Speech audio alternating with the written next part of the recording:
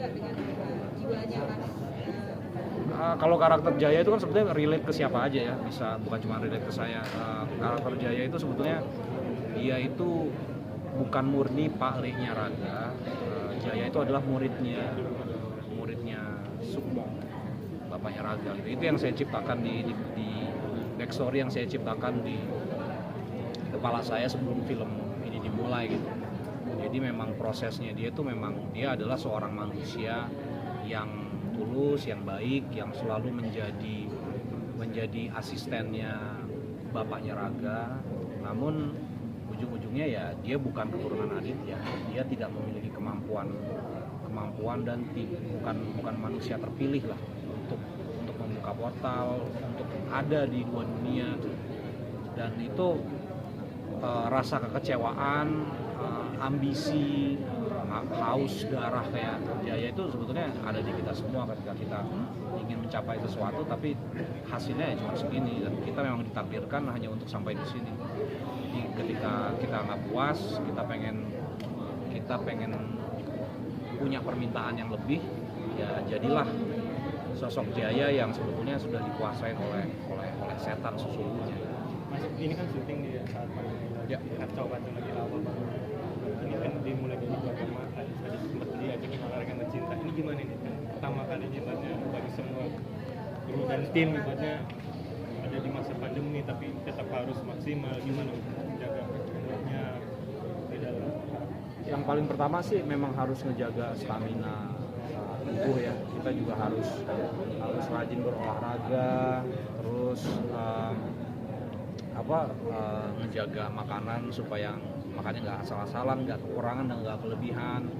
Terus kita juga ada prokes tertentu kan yang swab setiap seminggu sekali dan jaga jarak. Dan kalau lagi di lokasi syuting ya kita nggak keluyuran kemana-mana. Kalau lagi nggak syuting kita juga nggak keluyuran kemana-mana, kita tetap stay lah di dalam bubble circle sesama pemain itu gitu sih. Dan hasilnya gimana? Udah sempat lihat nonton full atau belum? Ini hasil yang di sini udah tadi kan. Gimana? Sudah cukup puas dengan ini ibaratnya? Cukup saya puas banget dengan hasilnya, dan nggak nyangka ya ternyata Indonesia itu bisa punya genre seperti ini gitu. Saya baru sadar, wah ternyata saya yang ada di film ini. Karena biasanya kan kalau kita dengar kata horor pasti kita udah terlanjur mikir jauh, wah ini pasti ada jump scare atau apa gitu ya. Mudah-mudahan sih dengan adanya film Jagat Arwah ini orang lebih memperhatikan cerita horor dibandingkan datang hanya untuk sekedar kaget-kagetan sih. Ini yang ditawarkan warna baru. Soal mata batin tuh Mas, gimana sih budaya untuk mata batin, bukan mata batin sendiri tadi sempat mempelajari itu atau kayak gimana? Oh enggak sih, kalau mata batin itu kan bukan mata batin itu kan sebetulnya kan banyak prakteknya di mana-mana ya. Kita juga seperti saya gitu kan, orang Bali kan banyak lah kasus-kasus seperti praktek-praktek seperti itu, dan memang semuanya itu selalu diawali dengan apa ya, dengan orang yang meminta si penerimanya itu untuk percaya ke dia gitu kan. Dan sebenarnya itu kan sebenarnya konsep acting ya, bagaimana saya sama Ari berdialog dan dia percaya sama apa yang saya omongin, dan dia mau menerima dengan interaksinya dia dengan begitu minimnya dialog. Dan kalau menurut saya konsep-konsep klinik kayak begini nggak begitu jauh dari seni peran. Udah. Mas Oka, satu dong pertanyaan, kan main di Nokta kan sama Sheila, terus itu kan kayak lobby gitu. Nah sekarang kan tadi kayak fight scene gitu, itu gimana? Atau berbeda, apakah syutingnya bareng sesudah atau gimana? Berbeda genre yang dulunya deket sekarang jadi. Iya, Jagat Arwah ini syutingnya cuman beda selang beberapa minggu dengan Nokta Merah, dan kebetulan jadwal readingnya berbarengan dengan Nokta Merah. Cuman gitu ya, emang Sheila sebelumnya udah pernah main di 2 film sebelumnya, udah terbiasa, dan dia teman yang udah udah cukup deket karena seringnya main film, sering bertukar pikiran, dan seru aja sih kalau buat aku tuh ketemu sama wajah-wajah familiar itu justru malah bukan bikin bosen, tapi justru kita semakin kita pengen nunjukin kalau kita berdua ada di film ini meskipun judulnya berbeda, tapi orang bisa melihatnya sebagai dua sosok manusia yang belum pernah kelihatan sebelumnya gitu, karena susah kita mendapatkan disematkan stigma kayak oh ini pemain drama, oh ini bisa jadi suami doang, bisa jadi ayah doang. Jadi ketika ada tawaran gini itu malah semakin pengen kita dobrak sih gitu kan. Karena kan mulainya kan dari NKCTHI, terus janjian sama dia, yaudah yuk seru lah, ketemu dia lagi, wah seru nih gitu. Itu semua secara nggak sengaja sih. Kaget, jadi kadang-kadang kan ditanya tadi kan menemukan pengalaman supernatural nggak ketika syuting. Kebetulan aku nggak, mungkin karena genderuwo yang aslinya gitu kayak support ya, wah cocok banget nih jadi gua gitu. Jadi kayak saya mau pipis, saya jalan kemana, kadang waktu itu saya pulang ke hotel karena saya males bersihinnya, harus kan pasang makeup 3 jam, bersihin makeup tuh sekitar 2 jam. Karena saya malas, udah mandi di hotel aja gitu. Saya pulang masih dalam keadaan kayak gitu. Itu orang di hotel kayak, oh gila serem banget. Ternyata seserem ini gue ya. Serem ya, tapi menarik lah. Kapan lagi kan? Yang paling menarik adalah ketika seorang aktor bisa mendapatkan privilege untuk hidup dalam sebuah karakter yang baru dan punya tanggung jawab untuk menghidupkan karakter tersebut. Dan saya bersyukur banget bisa menjadi sosok genderuwo. Kapan lagi? Jadi pengalaman pertama kali kan dari seumur hidup. Ya. Seumur hidup pengalaman pertama kali yang benar-benar unik se-quirky ini, tapi juga saya harus masukin sisi manusiawinya gitu. Nggak mungkin jadi genderuwo yang nggak punya emosi, nggak mungkin jadi genderuwo yang normal kan menyeramkan aja atau jalan sama perempuan. Ini tuh dia punya rasa gitu, dan itu yang buat saya jadi kayak tertantang, gimana ya seorang genderuwo yang punya tanggung jawab untuk menjaga tuannya, tapi juga dia dalam tanda kutip nih gampang baper gitu, kayak fragile dalamnya. Itu menarik sih untuk di Risetnya gimana? researchnya ini menarik sih. Nggak mungkin nanya sama genderuwo kan? Tadinya mau nanya sama genderuwo, jadi ketika research itu karena saya pengen tahu rasa takutnya, fear-nya harus dihadapin kan. Saya jalan ke Studio Alam sama salah seorang asisten saya, kami jalan dari jam 9 malam sampai jam 4. Studio Alam tuh muter-muter tuh gue. Untuk bukan nyari dia ya, tapi ngerasa siapa tahu bisa ngeliat, siapa tahu bisa berinteraksi. Nantangin loh berarti. Bukan nantangin, lebih ke arah kalau emang energi itu ada dan emang semesta ngedukung untuk mempertemukan, kenapa enggak gitu kan. Ternyata universe-nya waktu itu nggak mengizinkan untuk saya bertemu dengan sosok itu. Jadi saya cuma mendapatkan rasa takutnya, rasa oh gini merindingnya ya, oh kalau jalan di tempat yang spooky ini tuh deliver rasa takutnya di kayak gini ya. Sedangkan saya nggak boleh takut kan, saya kan harus jadi karakter itu. Jadi itu yang layer itu yang saya cari, gap itu yang saya pertani supaya nggak terjadi bimonya gitu. Ketika jadi dulu kan ya emang kayak setan gitu kan, nggak boleh takut sama tempat horor, itu yang harus saya hilangin. Terus untuk perubahan interior, saya biasanya nggak bedah atas persetujuan dari rumah produksi sama sutradara juga. Pembedahnya berdasarkan faktor sosiologi, fisiologi, psikologi.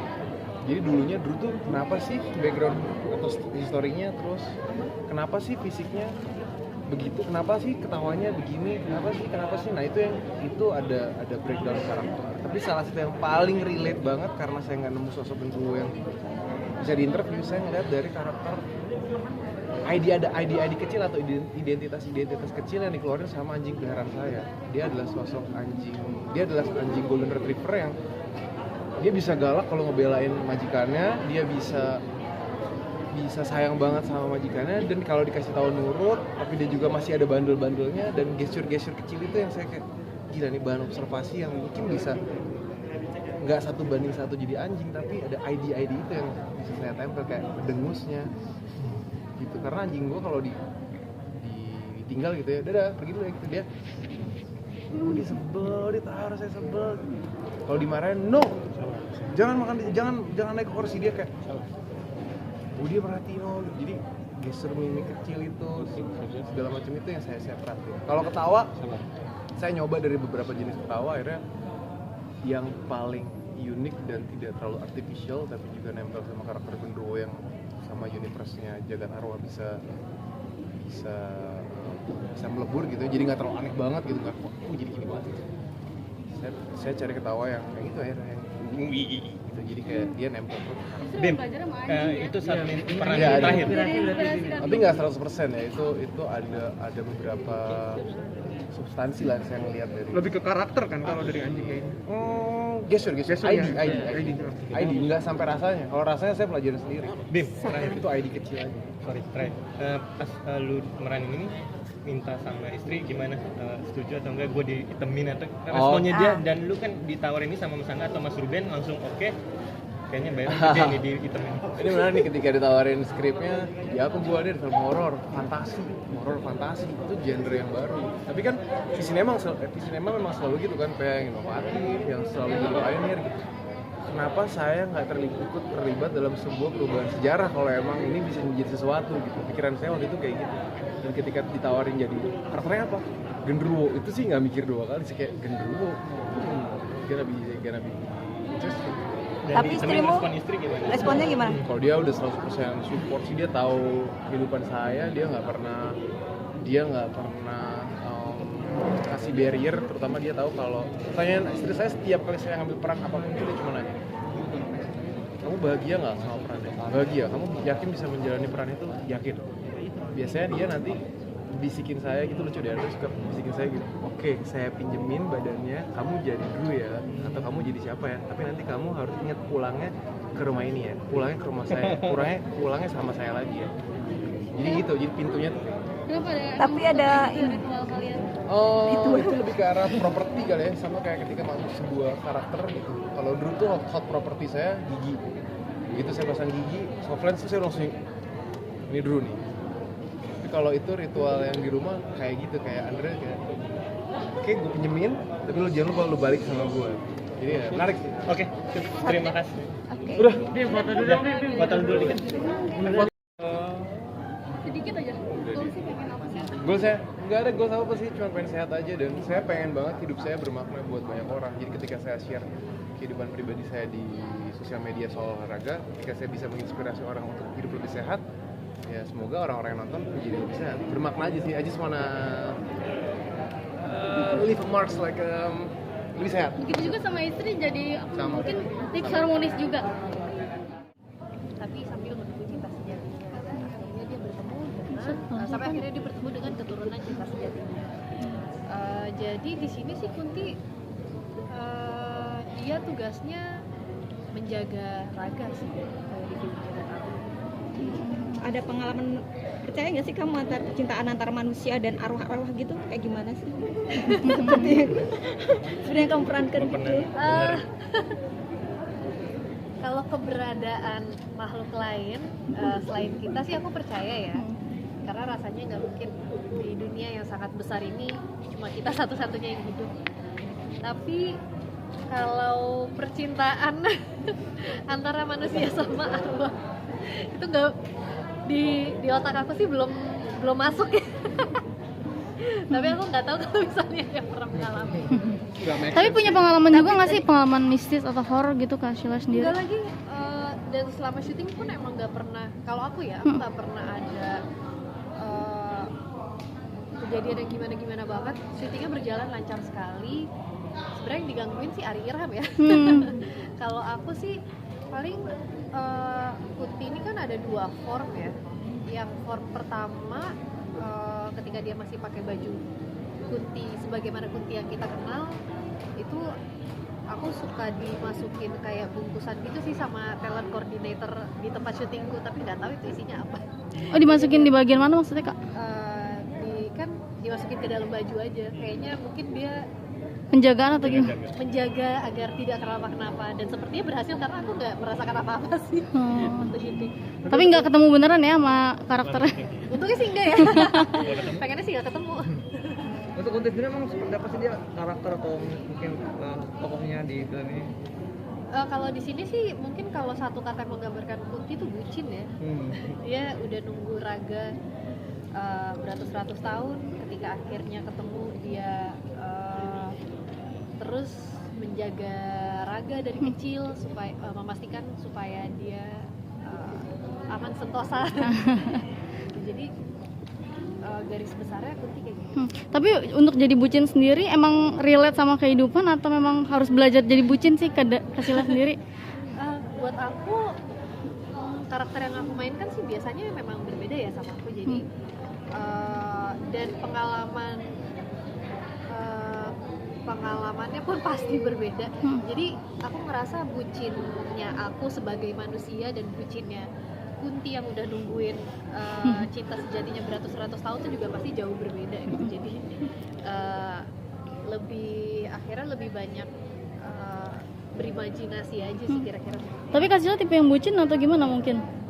Aku standar aja sih kayak manusia pada umumnya. Atau lebih cuek mungkin? Gak tahu ya. Aku sih merasa normal-normal aja sih. Tapi tantangan dengan syuting pakai make up, kemudian pakai baju Kunti dan itu rambutnya wig atau sama wig. Nah, itu gimana tuh sama proses syutingnya? Paling tantangannya make upnya sih lumayan. Sebenarnya make upnya surprisingly lumayan cepet dibandingkan Drew. Kalau Drew kan dia sebadan dan dia tuh ada teksturnya kan. Jadi di badan tuh ditempelin silikon apa segala macam. Bahkan ketika nggak item-item pun tetap digelapin, terus ditambahin tato-tato dia bilang. Jadi kalau dia sih ribet banget, bisa sampai 3-4 jam. Aku malah kalau yang jadi Kunti itu lumayan cepet karena nggak terlalu ribet, tinggal satu badan diputihin terus pakai wig udah selesai. Jadi malah yang lama itu Kunti yang bentuknya manusia karena si kepangan itu dikerjainnya bisa sampai 2 jam. Dan ini ada hari ini kan kamu berapa waktu lalu sempat perayaan ulang tahun ya, seperti apa sih memaknai usianya sendiri mungkin? Usia pertama saya dan sekarang juga premier dari film kamu. Banyak film gimana? Apa ya, buat aku ulang tahun kayak ganti hari aja sih. Gak terlalu ada yang spesial karena jujur sehari sebelum 30 sama sekarang nggak ada yang jauh berbeda. Tapi ada dapat surprise mungkin dari suami tercinta. Ya kalau standar sih aku setiap tahun emang udah pasti dapat surprise. Tidak surprise dari dulu juga memang keluarga aku setiap jam 12 malam pasti hadir dimanapun aku berada, bawa kue happy birthday, pulang